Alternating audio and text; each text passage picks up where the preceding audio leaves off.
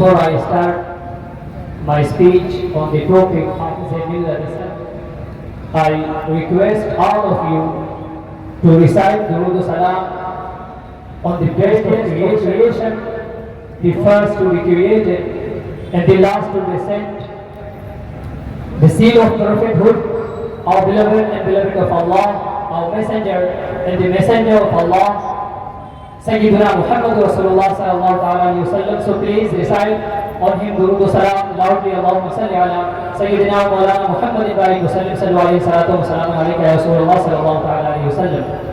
By the grace of Allah subhanahu wa ta'ala, we have assembled here at the ground of Jamia Ashrafiyya to commemorate and celebrate the 51st annual Urs Sharif of the illustrious Faqih, the leader of the Ahl Sunnah wal Jama'ah, the master of the Hadith, the top-ranked Mufassir, the Hafiz of Millah, Shah Abdul Aziz Muhaddis al-Muradabadi rahmatullahi ta'ala alayhi.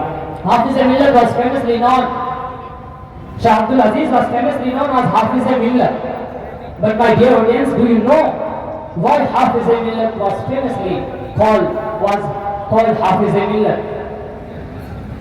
Regarding it, one of his brilliant students, illustrious scholar Huzur Shaykhul Islam Madaniya Hafizahullah said, Hafiz al-Millah protected the nation and preserved the Ahlus Sunnah wal Jama'ah. His entire life, through his effective speeches, through his books and articles, through the foundation of Jamia Ashrafiyya, sometimes he preserved the Ahlus Sunnah wal Jama'ah by debating with misguided people, by traveling across the country for dawah and preserve for dawah and propagation of the deen. And so herever Hafiz al-Millat preserved wherever the enemies of Islam and misguided people attacked, Hafiz al-Millat stood like a shield in defense of the Ahlus Sunnah wal Jama'ah and preserved it with every possible way. This is the ata, and this is the grace of Allah subhanahu wa ta'ala and the ata of beloved Prophet sallallahu alayhi wa sallam. That Hafiz al-Millat, every field he entered, he emerged victorious. One of them is the field of education. One of them is the field of teaching and personality development.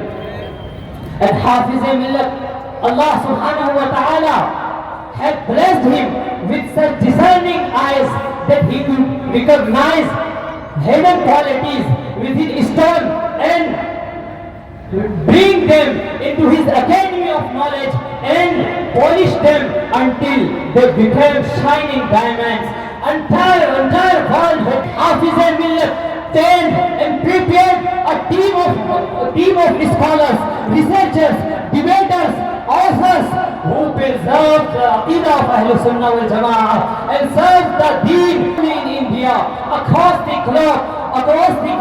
So Hafiz al-Millat served the deen like this.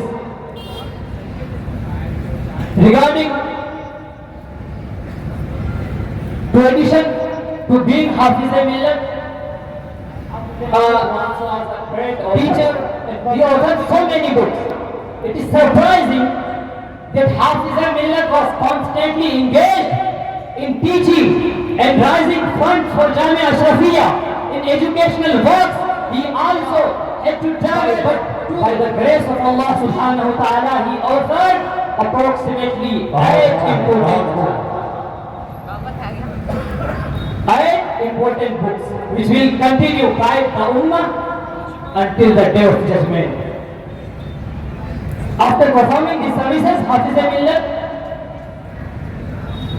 had to rest and retire. But Hafiz al-Millat, salute to your courage and your determination. You stayed a field of action and you worked tirelessly, and at the end you gifted the Ummah al-Jami'atul Ashrafiyya, which is producing hundreds of ulama hundreds of scholars, teachers, authors, researchers who are performing the services of the deen in India as well as in foreign countries such as Canada, America, England, Afghanistan, etc., etc. And inshallah Azza wa Jal, the leader of the deen and researcher of the Islam will continue emerge from here until the day of judgment. May Allah subhanahu wa ta'ala protect this chaban of Hafiz Millat. Wa alayna ila al-balagh. Assalamu alaikum.